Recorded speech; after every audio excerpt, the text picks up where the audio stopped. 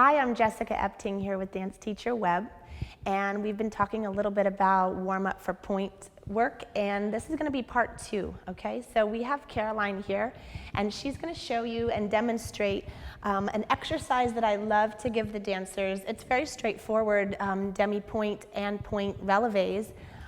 This is something that you can do on many levels. It's probably not perfect for beginner, but in that second half of the year of the beginner's pointe work, they could be doing this.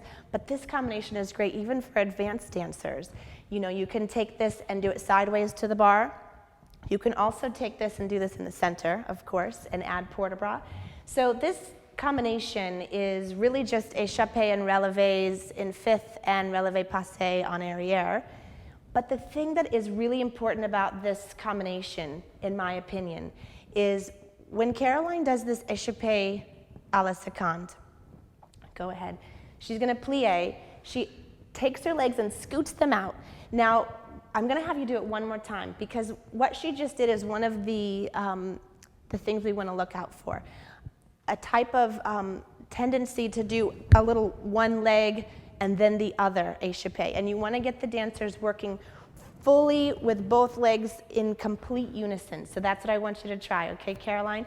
So she's going to plie and she's going to push away from the floor. Much better. Very good. And now we're going to plie in second.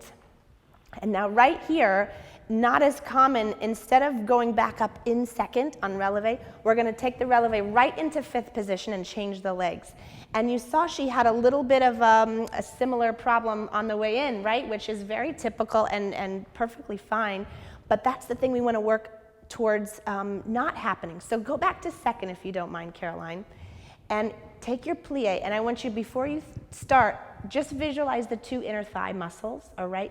And as you releve, try to make them meet at the exact same time, okay? So we don't get that little stair-step right-left action, okay? Go ahead. Beautiful. So much better. Now you're going to plie here in fifth, and you're going to repeat that échappé. So go ahead. Échappé, plie, releve, changing the legs. Very well done. Now we're going to plie and go on to the second bit, which is releve in fifth and plie in fifth. Now we're going to take a relevé passé en arrière. Good. Closing it into the back. And relevé fifth and down. And relevé passé en arrière. Great.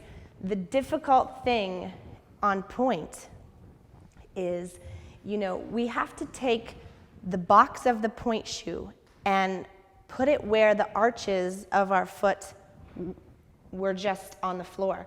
So there's so much movement that has to happen, so much strength that it takes to do those things. So in my opinion, never be tempted to do too much, too fast with pointe. It's tempting for me too. I want the dancers to be doing so many complicated, exciting things. But to build the strength to do it correctly will serve you in the end and serve the dancers in the end. Take a combination like this, get rid of the temptation to do something more exciting, and make them do it many, many times, every time you see them for your pointe class. And that strength will develop, and that quality that they have in their feet and legs will go with them into the center later in the class or later in the year, or later in their dance career. So, you know, just watching that the toes find where the arch of the foot was and finding that both legs are being used in sequence and not, you know, the overpowering leg. Sometimes we have a leg that's stronger than the other and we use it a little bit more than the other, okay? Great job. Thank you, Caroline.